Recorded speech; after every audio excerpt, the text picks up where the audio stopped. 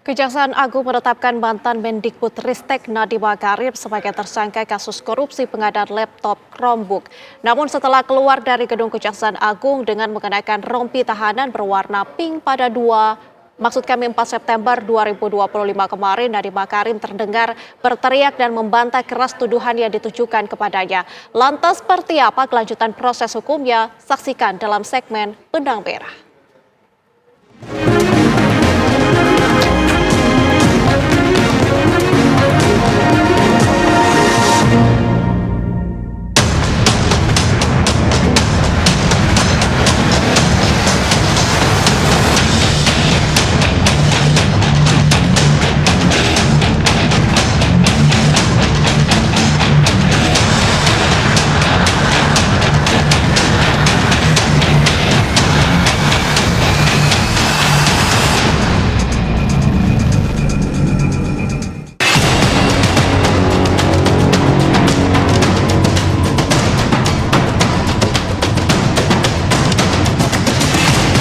Setelah menjalani pemeriksaan di Gedung Jampitsus Kejaksaan Agung, mantan Menteri Pendidikan, Kebudayaan, Riset dan Teknologi, Nadiem Makarim, ditetapkan tersangka kasus korupsi pengadaan laptop berbasis Chromebook.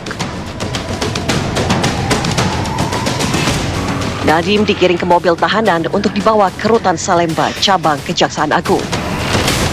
Saat dibawa, Nadiem membantah diri terlibat dalam kasus tindak pidana korupsi pengadaan digitalisasi pendidikan Kemendikbudristek tahun 2019-2023.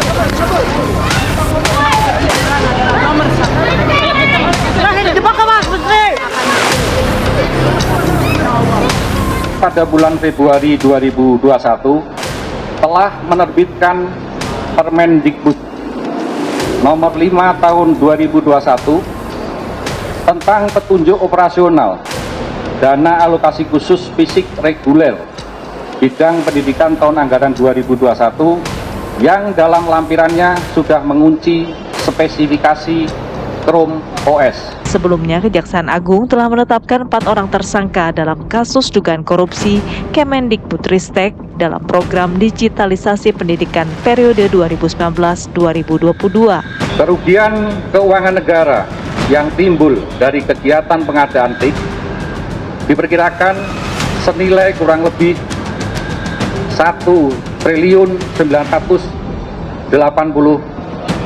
miliar. Yang saat ini masih dalam penghitungan kerugian keuangan negara oleh BPKP. Ketentuan yang dilanggar: 1. Peraturan Presiden nomor 123 tahun 2020 tentang petunjuk teknis dana alokasi khusus fisik tahun anggaran 2021. Kebenaran materi itu adalah kebenaran sebenarnya. Oleh karena itu, kita nanti, saya kira PPATK juga akan melihat bahwa ketika melakukan suatu pelanggaran kaitannya pengadaan Chromebook, duit itu larinya kemana? Apakah hanya kepada tokoh orang-orang yang sudah ditentukan? Apakah pada lari ke orang tertentu? Apakah kepada kelompok tertentu? Ini saya kira harus juga dijelaskan nanti. Makanya dalam hal seperti ini, dalam pengungkapan perkara, Mbak, kemarin yang dikunci itu adalah direktur-direktur akan membuka bahwa ini adalah perintah Pak Nadiem. Nah, sekarang dalam pembukaan ini, pemeriksaan Pak Nadiem di dalam suatu persidangan ini harus membuka diri juga bahwa Pak Nadiem itu tidak sendiri, ada relasi kuasa di atasnya yang melakukan bahwa terpaksa melakukan pelanggaran Chromebook itu ada seperti itu. Karena kalau kita lihat, Mbak, nggak mungkin dalam suatu pengadaan perguruan tinggi tanpa biro perencanaan, tanpa biro pengadaan. Itu kalau kita lihat press release Kejagung itu kan seolah menteri, kemudian pada direktur-direktur. Nah, sistem pengadaan ini seolah-olah diterjang tanpa ada suatu sistem yang ada. Apakah seperti itu pengadaan dengan 1,9 triliun? Ini jadi problem besar. Apakah itu suatu pengadaan yang dilakukan di pemerintah Indonesia ini? Perpresnya jelas, perpres pengadaan jelas. Itu harus rigid, Mbak, untuk menghindari hal-hal yang tidak diinginkan. Oleh karena itu saya kira nanti PPATK harus memberikan suatu support data, informasi data, dana 19 kerugian yang ditimbulkan itu larinya kemana? Yes. selaku Staf Khusus Menteri Pendidikan Kebudayaan sejak tanggal 2 Januari 2020 sampai dengan 20 Oktober 2024.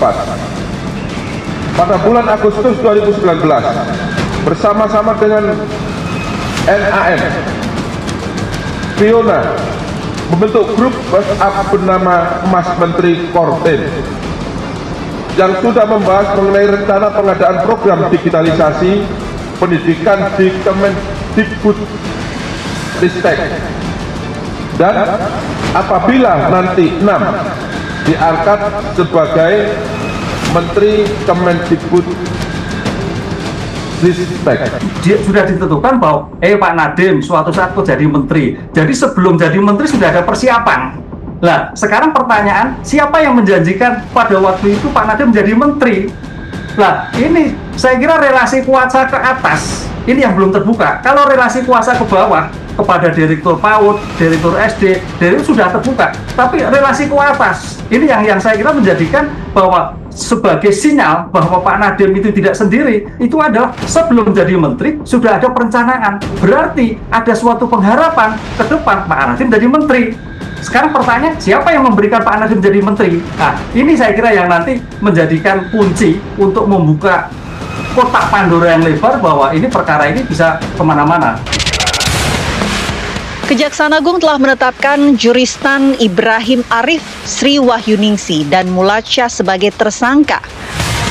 Sri Wahyuningsi dan Mulacah langsung ditahan, sementara Ibrahim Arif menjalani tahanan kota karena menderita sakit jantung kronis. Adapun Juristan hingga kini masih buron.